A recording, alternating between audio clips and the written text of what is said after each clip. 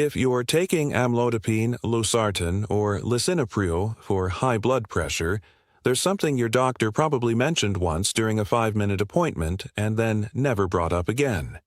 These medications are some of the most prescribed drugs on the planet. Millions of people swallow one of these pills every single morning without a second thought. But here's the problem. Some of the side effects these drugs can cause don't show up as a dramatic reaction. They creep in slowly. They disguise themselves as normal aging, tiredness, or just having one of those weeks. And because they're so quiet, so easy to brush off, people ignore them for months, sometimes years, until they become a real problem. Today, we're going to walk through 6 of these silent side effects, what they actually mean, and when they cross the line from keep an eye on it to call your doctor right now. Stay until the end, because the 6th one is the one most people don't connect to their blood pressure medication at all, and it can sneak up on you in a way that's genuinely dangerous if it's missed. Before we get into it, a quick but important note. This video is for educational purposes. It is not a substitute for medical advice, and you should never stop or change a blood pressure medication on your own. Stopping these drugs abruptly can actually cause your blood pressure to spike, which carries its own risks. The goal here isn't to scare you away from your medication. It's to help you recognize what your body might be trying to tell you so you can bring it up with your doctor before it becomes something bigger. Let's start with the first one. And this one is especially common if you're on Lisinopril or any other ACE inhibitor. It's a persistent, dry cough. Not the kind of cough you get with a cold, where there's mucus and it clears up in a week.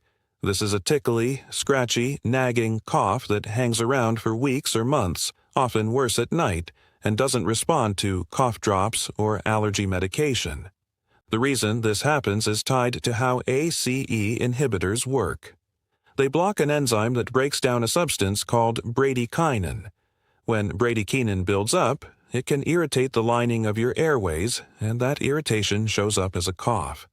The tricky part is that most people don't connect a cough to their blood pressure pill. They assume it's allergies, leftover bronchitis, or just getting older. Some people live with this cough for a year before anyone makes the connection. If you've started a new cough around the same time you started Lisinopril, or any medication ending in pril, that's worth mentioning to your doctor. Often switching to a different class of blood pressure medication, like an ARB, resolves it completely. Side effect number 2 is swelling in your ankles, feet, or lower legs, and this one is particularly associated with amlodipine. It happens because amlodipine relaxes and widens blood vessels, which is great for lowering blood pressure, but it can also cause fluid to leak out of small blood vessels into the surrounding tissue, especially in the lower body where gravity pulls fluid downward. The sneaky part about this side effect is how gradual it is. You might notice your socks leaving a tighter mark than usual, or your shoes feeling snug by the end of the day. It's easy to blame this on standing too long, eating salty food, or just getting older. But if the swelling is new, it's worse on one side compared to the other, or it doesn't go down after a night's rest, that's a signal worth paying attention to. One-sided swelling in particular can sometimes point to a blood clot, which is a completely different and more urgent issue, so that distinction matters. For most people, ankle swelling from amlodipine is uncomfortable but not dangerous, and your doctor may be able to adjust your dose or add a different medication to help manage it. But it's not something to just quietly live with for years. Number 3 is one of the more serious ones on this list, and it can happen with any of these 3 medications, although it's more commonly linked to Lisinopril and other ACE inhibitors. It's swelling of the face, lips, tongue, or throat, known medically as angioedema. This is different from the ankle swelling we just talked about. This type of swelling happens in the deeper layers of skin, often appears suddenly, and can affect breathing or swallowing if it progresses. Here's why it's so often missed in its early stages. It can start small, maybe a little puffiness around the lips or under the eyes, and people assume it's an allergic reaction to food, a bug bite, or even just retaining water. But if you notice unexplained swelling around your face, especially if it's paired with any tightness in your throat, difficulty swallowing, or change in your voice, this is not something to wait out.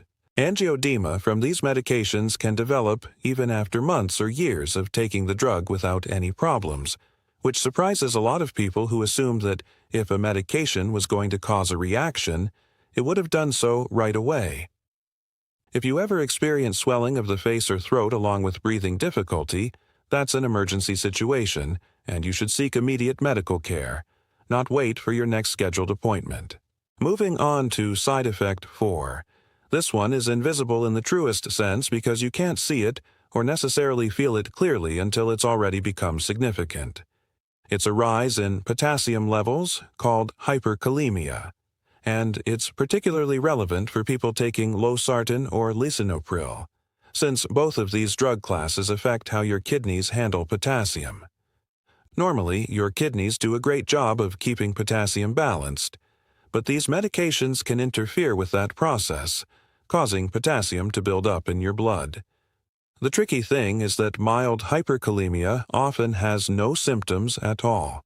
As it becomes more pronounced, people might notice muscle weakness, a tingling sensation, unusual fatigue, or, in some cases, an irregular heartbeat.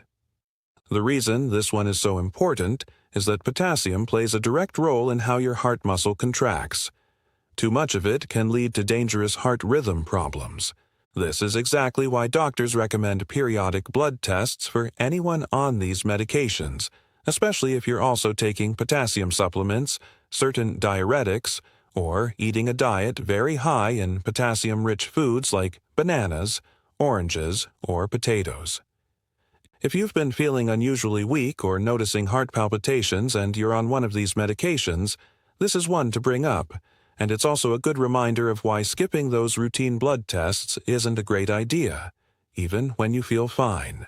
Side effect 5 is dizziness, lightheadedness, or feeling like you might faint, particularly when standing up quickly. All three of these medications lower blood pressure, which is the entire point of taking them, but sometimes they lower it a bit too effectively, especially when combined with other blood pressure medications, dehydration, hot weather, or alcohol. This is known as orthostatic hypotension, where your blood pressure drops suddenly when you change position, like standing up from sitting or getting out of bed. The reason people tend to brush this off is that a little dizziness here and there feels minor, almost expected, especially as we get older. But repeated dizzy spells significantly increase the risk of falls, and falls in older adults are one of the leading causes of serious injury, including fractures and head injuries. If you find yourself needing to sit on the edge of the bed for a moment before standing, or grabbing onto furniture when you get up too fast, your body is telling you something. This is especially worth mentioning to your doctor if it's a new pattern, if it happens consistently at certain times of day, or if it's gotten more frequent recently. Sometimes it simply means a dosage adjustment is needed, or that you need to be drinking more water throughout the day.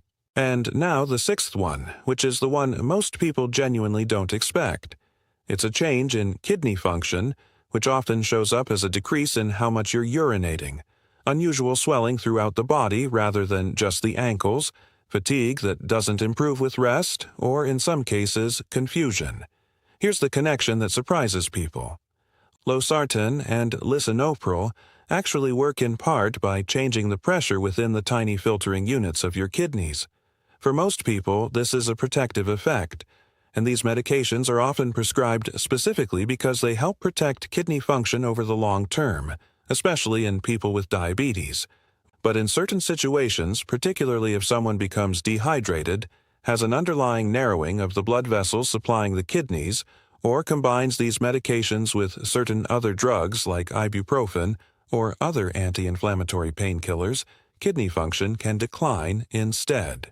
The reason this is so easy to miss is that early kidney changes often don't come with any pain or obvious symptoms at all. You might just feel a bit more tired than usual, notice your urine looks different, or notice some puffiness around your eyes in the morning. This is exactly why your doctor checks your kidney function with blood tests periodically while you're on these medications. If you've ever skipped a follow-up lab test because you felt totally fine, this is the reason that's not a great idea. Kidney issues caught early are usually very manageable. Kidney issues caught late are a much bigger problem. So what should you actually do with all of this information? First, don't panic and don't stop your medication on your own.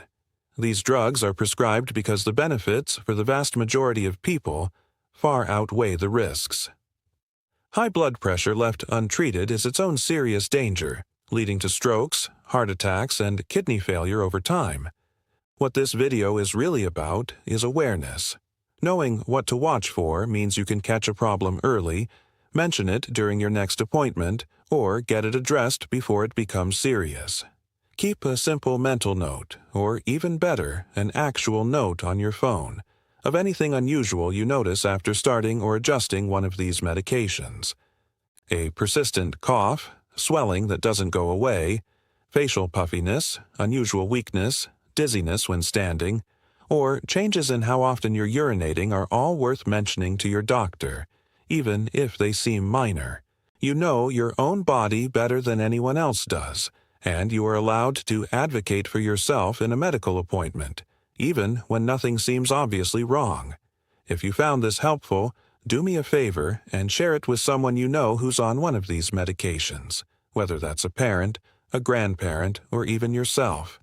A lot of people take these pills for years without ever being told what to actually watch for, and a simple heads-up like this can make a real difference in catching something early.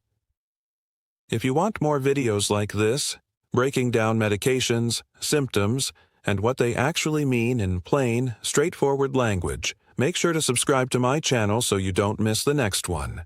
Thanks for watching, and I'll see you in the next video.